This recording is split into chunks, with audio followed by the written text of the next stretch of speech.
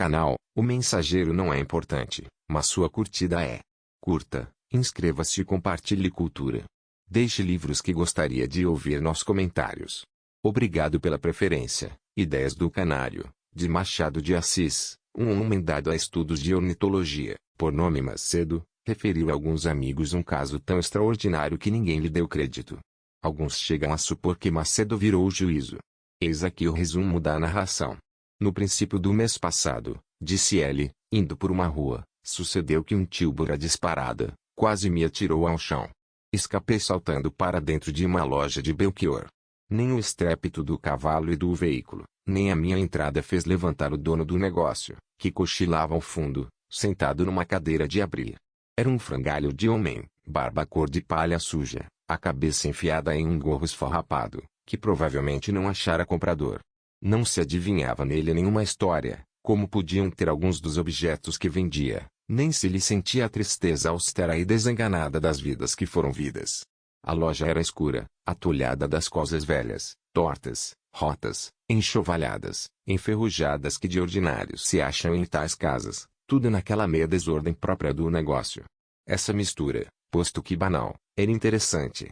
Panelas sem tampa, tampas sem panela, botões, sapatos, fechaduras, uma saia preta, chapéus de palha e de pelo, caixilhos, binóculos, meios casacas, um florete, um cão empalhado, um par de chinelas, luvas, vasos sem nome, dragonas, uma bolsa de veludo, 2 cabides, um bodoque, um termômetro, cadeiras, um retrato litografado pelo finado Sisson, um gamão, 2 máscaras de arame para o carnaval que há de vir. Tudo isso e o mais que não vi ou não me ficou de memória, enchia a loja às imediações da porta, encostado, pendurado ou exposto em caixas de vidro, igualmente velhas.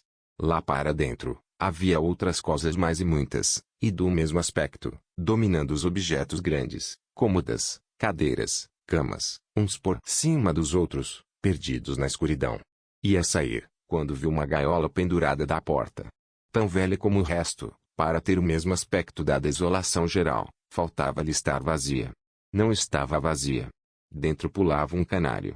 A cor, a animação e a graça do passarinho davam àquele amontoado de destroços uma nota dívida de mocidade.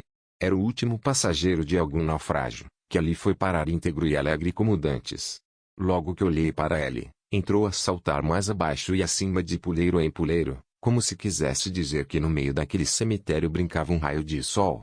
Não atribuo essa imagem ao canário, senão porque falo a gente retórica. Em verdade, ele não pensou em cemitério nem sol, segundo me disse depois.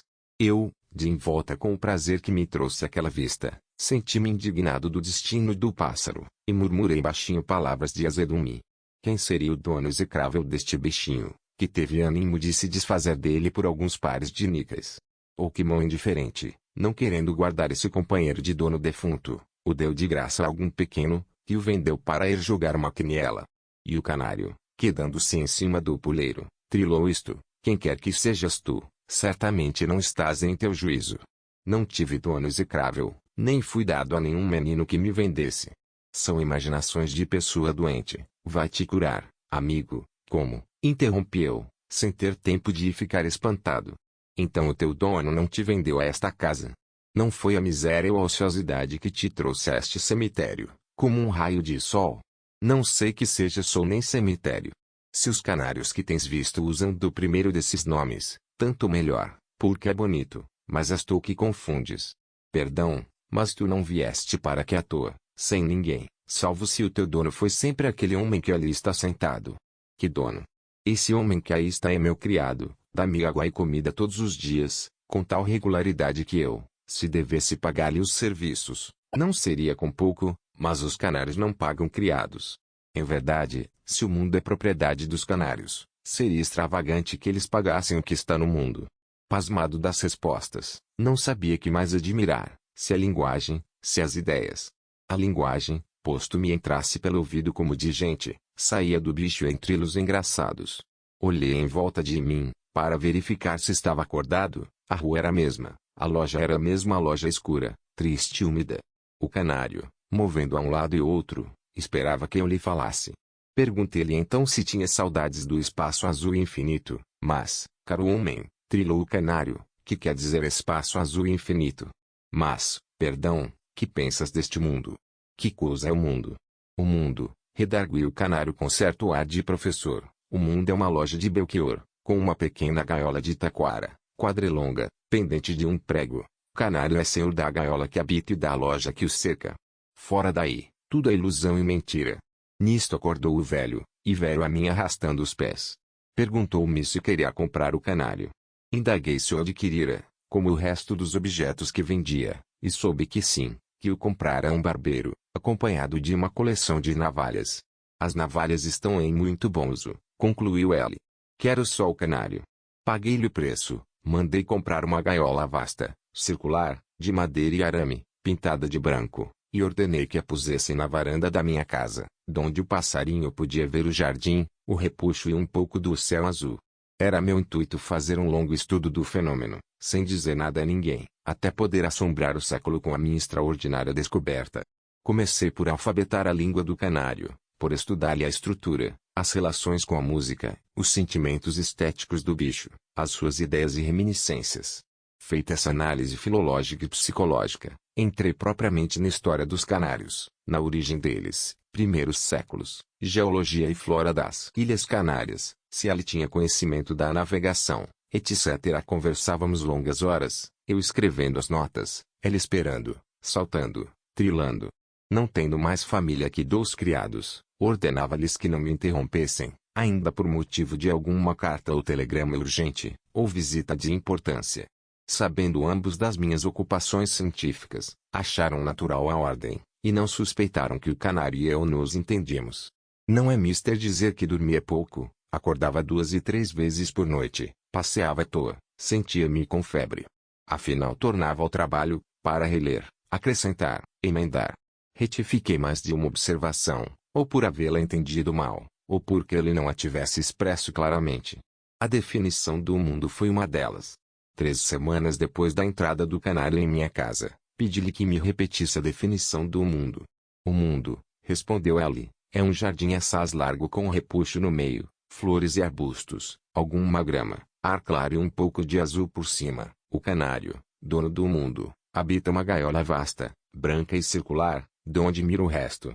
Tudo o mais é ilusão e mentira. Também a linguagem sofreu algumas retificações, e certas conclusões, que me tinham parecido simples, vi que eram temerárias. Não podia ainda escrever a memória que havia de mandar ao Museu Nacional, ao Instituto Histórico e às universidades alemãs, não porque faltasse matéria, mas para acumular primeiro todas as observações e ratificá-las.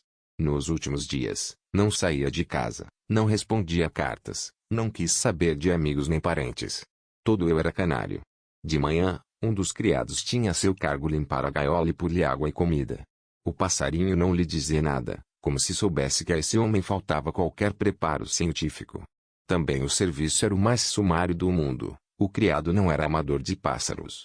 Um sábado amanheci enfermo, a cabeça e a espinha doíam-me. O médico ordenou absoluto repouso, era excesso de estudo, não devia ler nem pensar, não devia saber sequer o que se passava na cidade e no mundo. Assim fiquei 5 dias, no sexto levantei-me, e só então soube que o canário, estando o criado a tratar dele, fugira da gaiola. O meu primeiro gesto foi para esganar o criado, a indignação sufocou-me, caí na cadeira, sem voz, tonto. O culpado defendeu-se, jurou que tivera cuidado, o passarinho é que fugira por astuto, mas não o procuraram. Procuramos, sim, senhor, a princípio trepou ao telhado, trepei também, ele fugiu, foi para uma árvore, depois escondeu-se não sei onde. Tenho indagado desde ontem, perguntei aos vizinhos, aos chacareiros, ninguém sabe nada. Padeci muito, felizmente, a fadiga estava passada, e com algumas horas pude sair à varanda e ao jardim. Nem sombra de canário. Indaguei, corri, anunciei, e nada. Tinha já recolhido as notas para compor a memória, ainda que truncada e incompleta, quando me sucedeu visitar um amigo, que ocupa uma das mais belas e grandes chácaras dos arrabaldes. Passeávamos nela antes de jantar, quando ouvi trilar esta pergunta: Viva, senhor Macedo, por onde tem andado que desapareceu? Era o canário, estava no galho de uma árvore. Imaginem como fiquei, e o que lhe disse. O meu amigo cuidou que eu estivesse doudo, mas que me importavam cuidados de amigos. Falei ao canário com ternura, pedi-lhe que viesse continuar a conversação, naquele nosso mundo composto de um jardim e repuxo, varanda e gaiola branca e circular. Que jardim! Que repuxo! O mundo, meu querido! Que mundo! Tu não perdes os maus costumes de professor. O mundo, concluiu solenemente, é um espaço infinito e azul, com o sol por cima. Indignado, retorqui-lhe que, se eu lhe desse crédito, o mundo era tudo, até já fora uma loja de Belchior, trilou ele as bandeiras despregadas. Mas há mesmo lojas de Belchior?